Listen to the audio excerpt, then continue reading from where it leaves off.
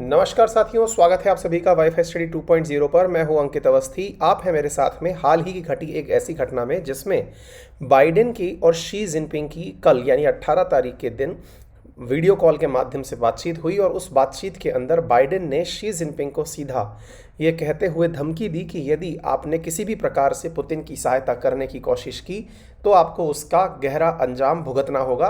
ये latest update है जो आप हमारे साथ में प्राप्त कर रहे हैं। बाइडेन और जी ने फ़ोन के कॉल के ऊपर बातचीत की है और उस बातचीत के अंदर जो चीज़ें निकल करके आई उसमें यूएस प्रेसिडेंट जो बाइडेन ने Chinese counter part Xi Jinping से कहा है कि consequences Beijing will endure it if it materially support, यानी कि यदि कोई भी सामान देने की कोशिश की रशिया को तो इसका कंसिक्वेंस यानी कि परिणाम भुगतना होगा। और Russia war afford to Ukraine, White House ने ऐसा कहा है। ये आज रात की जो न्यूज़ निकल के आ रही है वो हम आपके साथ साझा कर रहे हैं। आप जानना चाहेंगे कि ऐसी स्थिति में फिर चाइना ने क्या कहा। चाइना ने ये कहा कि हम चाहते हैं कि इस कॉन्फ्लिक्ट को रिजॉल्व करने के लिए बातचीत का सहारा लिया जाए, यानी कि यूक्रेन और रशिया आपस में बातचीत करें और एनीवन यानी किसी के भी इंटरेस्ट में नहीं है, किसी को भी फ़ायदा नहीं होने वाला है इस युद्ध से। चीन ने जिस तरह की बातें यहाँ पर रखी युद्ध के मामले में, और उसने कहा कि विशेष रूप से जब इकोनॉमी पूरी तरह दुनिया की ऑलरेडी ध्वस्त चल रही है उस समय पर रूस पर लगाए जा रहे सैंक्शंस विकासशील देशों के लिए और बड़ा खतरा साबित होंगे। यानी कि चाइना ने एक प्रकार से दुनिया की बेहतरी की भलाई की बात करते हुए रूस के समर्थन की बात की है और उसने कहा है कि जिस प्रकार से डेवलपिंग नेशंस ऑलरेडी कोरोना की वजह से पीड़ित चल रहे हैं, ऐसी स्थिति में यदि यहाँ पर अमेरिका के द्वारा रूस पर सैंक्शंस लगे रहते हैं तो उनके घातक परिणाम सामने आएंगे। आपको मालूम होना चाहिए कि बाइडेन और शी जिनपिंग जो है वो दोनों इस बात को लेकर काफ़ी लंबे समय से चर्चा में हैं और चर्चा के दौरान ये बात स्पष्ट रूप से सामने आ चुकी है कि बाइडेन ने शी जिनपिंग को वार्न किया है कि यदि उन्होंने पुतिन की किसी भी प्रकार से मदद की। आप देख सकते हैं कि इन दोनों की बातचीत से पहले ही जो यूएस के विदेश मंत्री एंटनी ब्लिंकन हैं उन्होंने साफ साफ कह दिया था कि US will punish China if it gives military aid to Russia, यानी कि यदि चाइना ने रशिया को किसी भी प्रकार से मिलिट्री यानी सैन्य मदद करने की कोशिश की तो हम उसको पनिशमेंट देंगे। ये न्यूयॉर्क टाइम्स की खबर है, आप इस खबर को बहुत बड़े मायने में देख सकते हैं। US will punish China if it gives military aid to Russia. ये कोई छोटी मोटी बात नहीं है, बहुत बड़ी बात है कि किस प्रकार से अमेरिका जो है वो चाइना को धमकी दिया है कि हम आपको पनिशमेंट तक दे देंगे। यानी आप समझ के देखिए, पनिशमेंट का मतलब कुछ भी हो सकता है, पनिशमेंट का मतलब सैंक्शंस भी हो सकते हैं, पनिशमेंट का मतलब हो सकता है मिलिट्री एक्शन भी हो सकता है। और चाइना को इस प्रकार से कहना ये बहुत बड़ी बात है और चाइना का रिटेलिएटरी कोई भी बयान ना दिया जाना ये अलग से एक बात को समझाता है। कहने का मतलब ये एकदम स्पष्ट है कि यह घटना काफ़ी ज़्यादा मायनेपूर्ण है कि रूस और यूक्रेन की जंग के बीच में रूस के ऊपर लगातार चीन के ऊपर रूस को लगातार सहयोग करने का आरोप लगता आ रहा है। अमेरिका और चीन जो है वो इस बात को लेकर के आपस में इस चीज़ को लेकर कंफर्म करना चाहते हैं।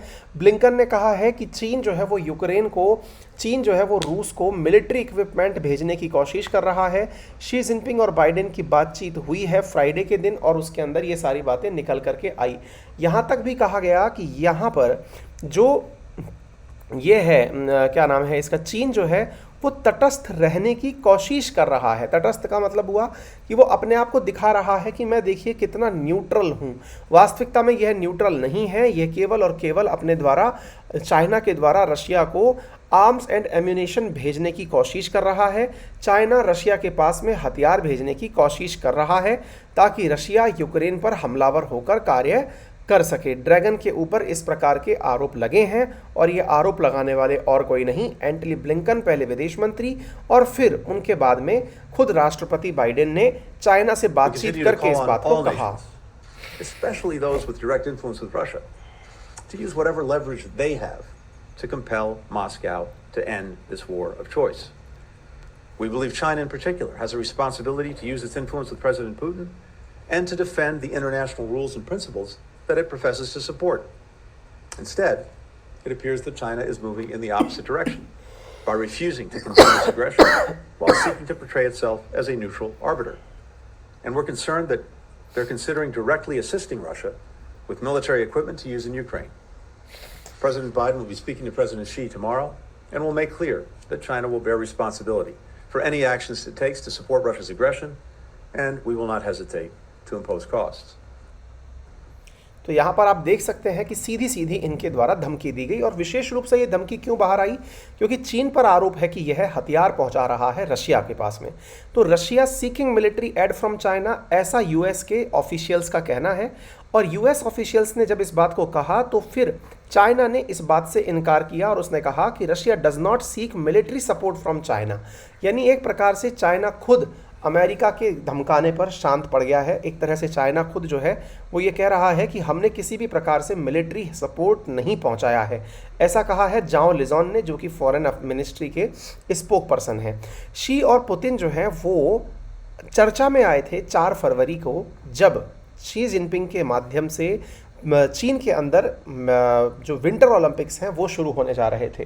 विंटर ओलंपिक्स के समय पर पुतिन और शी की मुलाकात हुई थी और इस मुलाकात के बाद से बहुत सारी बातें निकल करके आई। सबसे बड़ी बात ये निकल करके आई कि चाइना ने कहा कि हमारे यहाँ विंटर ओलंपिक्स जब तक चलें तब तक आप किसी भी प्रकार से अटैक ना करें। ये बात खुद अमेरिका के भी जांच एजेंसीज़ ने निकाल करके बता दी। अमेरिका की एजेंसीज़ ने कहा कि चाइना ने रशिया से कहा था कि वो यूक्रेन वॉर को डिले कर दे जब तक कि ओलंपिक चलें। ये आप और हमने भी उस समय कयास लगा लिया था और ये कहा था कि एक प्रकार से ये उस समय की भी बातें निकल करके आ रही थी। यूएस के ऑफिशियल्स ने इस बात को 2 मार्च को प्रूव भी कर दिया, कुछ ऐसे डॉक्यूमेंट सार्वजनिक रूप से निकाल करके। ठीक इसी प्रकार से रशिया ने चाइना का समर्थन प्राप्त करने के लिए ताइवान को रिकॉग्नाइज किया है as a part of China. इस वजह से जो शी जिनपिंग है वो रशिया का समर्थन प्राप्त करते हुए दिखाई पड़ रहे हैं। वहीं पर ताइवान जो है उसकी आज़ादी का समर्थक है अमेरिका, जो कि उसे एक इंडिपेंडेंट नेशन के तरीके से ट्रीटमेंट देना चाहता है।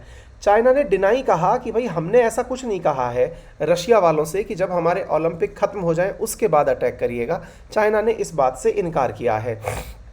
आपको मालूम होना चाहिए कि यहाँ पर चाइना का एक स्टैंड बहुत ही अलग दिशा में जाता हुआ दिख रहा है। हालांकि एक तरीके से देखा जाए तो वो सही भी है। चाइना ने यूएस और यूरोपियन यूनियन से कहा है कि आप लोग जो रशिया के ऊपर सैंक्शन लगा रहे हैं वो उचित नहीं है। उचित क्यों नहीं है? क्योंकि इसकी वजह से जो नॉर्मल व्यापार है ना, मतलब ये बहुत ज़्यादा प्रभावित हो जाएगा। विशेष रूप से उसने कहा है कि आप लोग जो सैंक्शंस लगा रहे हैं यूएस और यूरोपियन यूनियन वाले रशिया के ऊपर, उसका नुकसान ये होगा कि भविष्य में विकासशील देशों को उसकी कीमत चुकानी पड़ेगी। बहुत सारे अंतर्राष्ट्रीय स्तर पर आपको मालूम होना चाहिए कि चीन ने अक्सर रूस का समर्थन किया है या फिर दोनों की पक्ष में जाने के स्थान पर एब्सकॉन किया है। रूस और चीन के जो जज हैं उन्होंने हाल ही में जो आईसीजे के अंदर बैठक हुई थी उसमें प्रस्ताव के खिलाफ जजमेंट सुनाया था। चीन के जज भी उसमें शामिल थे। ये यदि आपको याद हो तो भारतीय जज जो हैं भंडारी साहब, उन्होंने रूस के खिलाफ फैसला सुनाया था, लेकिन चीन के जज ने रूस के समर्थन में हाल ही में फैसला सुनाया है। असल में इन सभी चीज़ों को लेकर के अमेरिका का कहना है कि जो चीन है वो तटस्थ रहने की कोशिश करता हुआ दिखाई पड़ रहा है, लेकिन वास्तविकता में ऐसा है नहीं। अब आप पूछेंगे तटस्थ रहने का मतलब क्या होता है? बोले चीन जो है वो ये कोशिश कर रहा है कि मैं ना तो यूएस की तरफ हूँ ना मैं रशिया की तरफ हूँ, मैं तो बीच में चल रहा हूँ, जैसे कि भारत करता है। लेकिन असल में कहा जा रहा है अमेरिका के द्वारा कि चीन केवल ये कह रहा है, कर नहीं रहा है। करता तो ऐसी स्थिति में उसके द्वारा चीन के द्वारा रूस के समर्थन में ना तो आंसर दिया जाता, ना फिर वो अपने द्वारा हमें सैंक्शन लगाने का मना करता। ये सारी चीज़ें दर्शाती हैं कि किस प्रकार से चीन जो है वो पुतिन के साथ नज़दीकी दिखाता हुआ दिख रहा है। आपको मालूम होना चाहिए कि जब जब वोटिंग हुई है, कहाँ पर, यूनाइटेड नेशंस के अंदर सिक्योरिटी काउंसिल के भी वोट जब ज़रूरी हुए हों, तब चीन जो है या तो अपने आप को एब्सकॉन करा गया है वोटिंग से, यानी कि वोटिंग में किसी का भी हिस्सा या पक्ष नहीं लिया, या फिर उसने अंतर्राष्ट्रीय मंचों जैसे कि आईसीजे जैसे स्थान पर रशिया का समर्थन किया है। यूक्रेन क्राइसिस के अंदर चीन के द्वारा रशिया के समर्थन में एक और कारनामा हुआ, और वो ये है कि इसने गेहूं का इंपोर्ट जो है उस पर लगा हुआ रेस्ट्रिक्शंस पूरी तरह हटा दिया है। यानी रशिया से कहा है कि अगर आप हमारे पास गेहूं भेजना चाहते हैं तो भेजिए, कोई दिक्कत नहीं है, हम रेस्ट्रिक्शन से डरने वाले नहीं हैं। ठीक इसी प्रकार से अगर आपको याद हो कि दुनिया भर की बैंकों को आपस में कनेक्ट करने वाली जो स्विफ्ट टेक्नोलॉजी है, जिसके माध्यम से रशिया को हटाया दिया गया था, जिसके माध्यम से रशिया का काफ़ी बड़ा व्यापारिक ट्रांजैक्शन अटक गया, उसके विकल्प के रूप में चाइना वाले अपना CIPS सिस्टम बना रहे हैं। उम्मीद की जा रही है कि रूस और चाइना इस CIPS टेक्नोलॉजी का उपयोग करेंगे, जिसके माध्यम से स्विफ्ट का विकल्प तैयार किया जा सकेगा। उम्मीद है आपको ये बात अच्छे से समझ में आ जाए। एक और चीज़ आपको समझ में आनी चाहिए, आपको मालूम होगा हाल ही में रशिया के द्वारा यूनाइटेड नेशन सिक्योरिटी काउंसिल की एक आपात बैठक बुलाई गई थी, जिसमें आरोप लगाया था कि यूक्रेन के अंदर बायोलॉजिकल वेपन्स का विकास किया जा रहा है। यूएस ने इस बात का खंडन भी किया था कि नहीं, ऐसा कुछ नहीं है, यूक्रेन के अंदर कोई बायोलॉजिकल वेपन नहीं बन रहे हैं। लेकिन इसी की तूती में, यानी कि रशिया की तूती में ही बोलता हुआ चीन दिखाई पड़ता है। वो भी ये बात बोलता है कि यदि यूक्रेन में वाकई में ऐसा कुछ है तो उसकी जांच होनी चाहिए। अर्थात वो ऐसे मंचों पर जब रशिया के खिलाफ माहौल बन रहा हो या फिर रशिया समर्थन जुटा रहा हो, वो रशिया के साथ खड़ा हुआ दिखाई पड़ रहा है। फिलहाल के लिए यदि हम आपको युद्ध का अपडेट दें तो 17 मार्च तक 14,000 रूसी सैनिक मारे जा चुके हैं। फिलहाल के लिए इतना ही। यदि आप चाहते हैं मेरे साथ जुड़कर पढ़ना तो मेरा रेफरल कोड है अंकित10, जिसका यूज़ करके आप अनअकैडमी पर कोई सा भी सब्सक्रिप्शन परचेज करें, चाहे यूपीएससी हो, एसएससी हो, बैंकिंग हो, रेलवे हो, गेट हो, एनएट हो, जो भी हो, आप उन सब में 10% का डिस्काउंट प्राप्त कर सकते हैं।